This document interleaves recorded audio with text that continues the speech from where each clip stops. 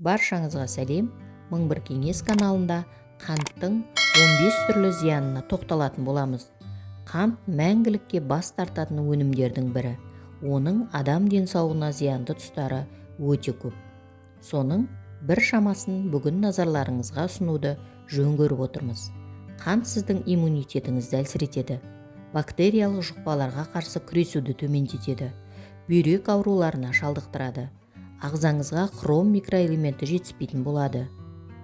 Сүт безі, қуық алды безі қатерлі ісігіне әкеліп соқтырады. Глюкоза мен инсулин мөлшерін көбейтеді. Кальций мен магнийді бойыңызға сіңіруді бұзады. Көзіңіздің көруін төмендетеді. Ойық жаралы ауруын шақырады. Мінекей, осындай ауруларға тап болмау үшін оның орнын бал, кептірілген жемістер, үйеңкі шәрбәтімен алмастыруға болады. Сондықтан бүгіннен бастап қантты өзіңіздің ас мәзіріңізден алып тастағаныңыз дұрыс. Жоғарыда атап өткендей, қанттың 15 түрлі зиянына тоқталып өтейік. Бірінші, тіс жегі. Тіс жегі ауыз қуысындағы бактериялар қантпен қоректенгенде пайда болады. Соның әсерінен тістің эмалін кетіретін оттек түзіледі, тіпті жұмсақ денденге дейін жетеді. Сол себепті стоматологтар диетологтарға қарағанда қанттың мөлшерін минимумға дейін жеткізуді талап етеді. Екінші, әрдайым аштық сезімде жүру. Лептин гормоны миға жетерліктей тамақтанғаныңызды жеткізіп отырады. Бірақ фруктоза әлгі лептинді миға жеткізбей, аштық сезімін тудыруға шебер. Лептинге төзімді жандар миға ақпар алмаған соң өзінің тәбетін тие алмайтын көрінеді. Фруктозаны көп беру арқылы тышқандарға тәжірибе жүргізген ғалымдар лептиннің айтарлықтай көп бөлінетіндігіне көз жеткізген. Жеміс шырыны өз кезегінде ағзаның лептинге деген сезімталдығын төмендеткен. Ал фруктозаны ас мәзірінен алып тастағанда кеміргіштердегі лептин мөлшері қалыпқа келіпті. Үшінші, салмақ қосу. Бір орында отырып жұмыс жасау салмақ қосуға жалғыз себеп емес. Тәттіге құмар жандар калорияның көптігінен оны дұрыс жұмсай алмай, аштықты көп сезіне бермейді.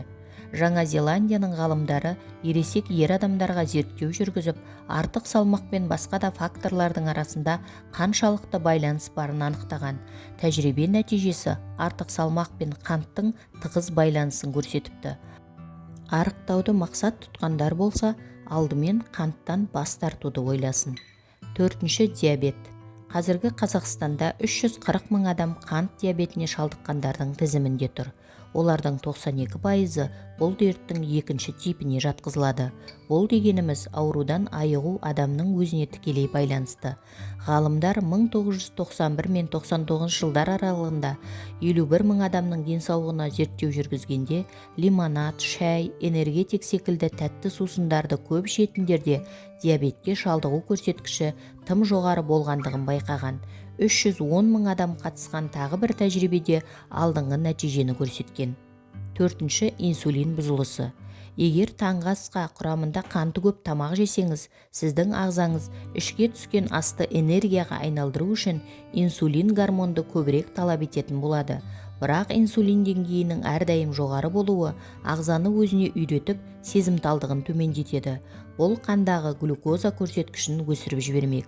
Инсулин бұзылысы тез шаршауға, әрдайым аштық сезіміне, қан қысымының көтерілуіне алып келеді.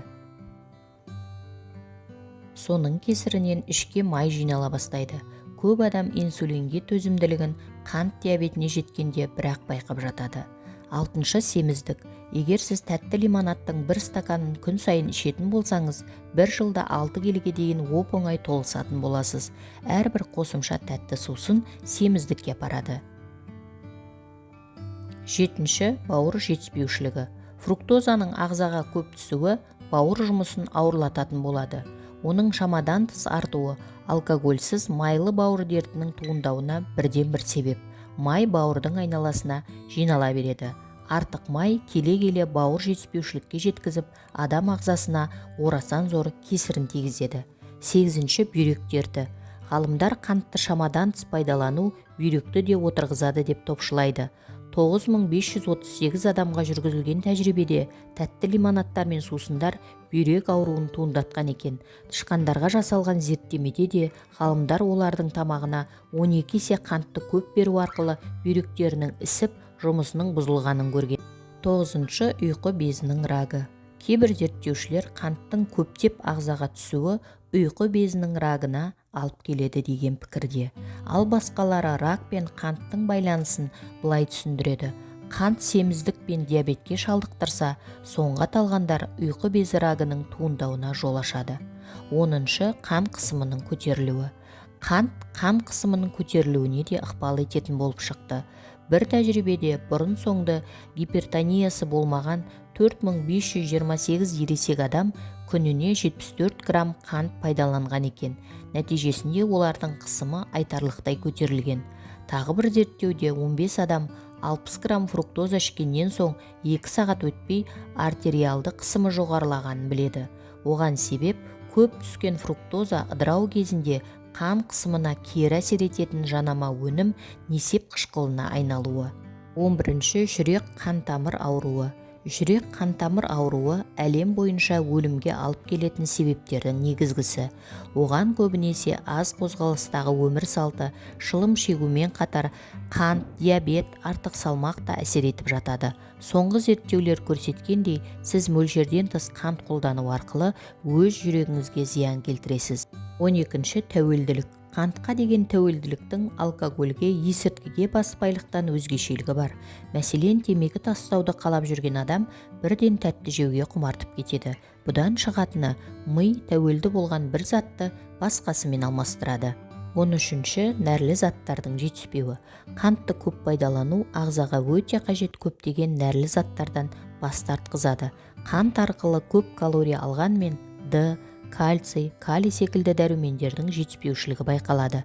Нәрлі заттардың жетіспеуі шаршауға, сүйектердің сынғыштығына, бұлшықеттердің әлсіздігіне алып келеді.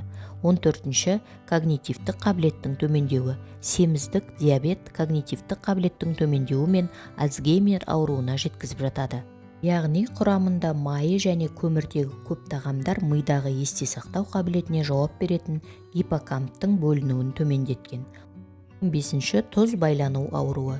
Корольдар ауруы деп аталатын дерт тамақ немесе ішімдікке қанағатсыздықтан пайда болады. Бұл артриттің ауыр формасы бүгінгі күні қанатын кеңге жайып келеді. Тұз байлануға әкелетін қарапайым азық-түліктерде пурин деңгейі жоғары болады. Алайда несеп қышқылы тек пуриндердің ғана емес, қанты көп тағамдардан да туындауы мүмкін. Бүгінгі пайдалы ақпаратым кәдеңізге жарасын. Каналыма тіркеліп, лайк басып, комментарий қалдыруды ұмытпаңыз.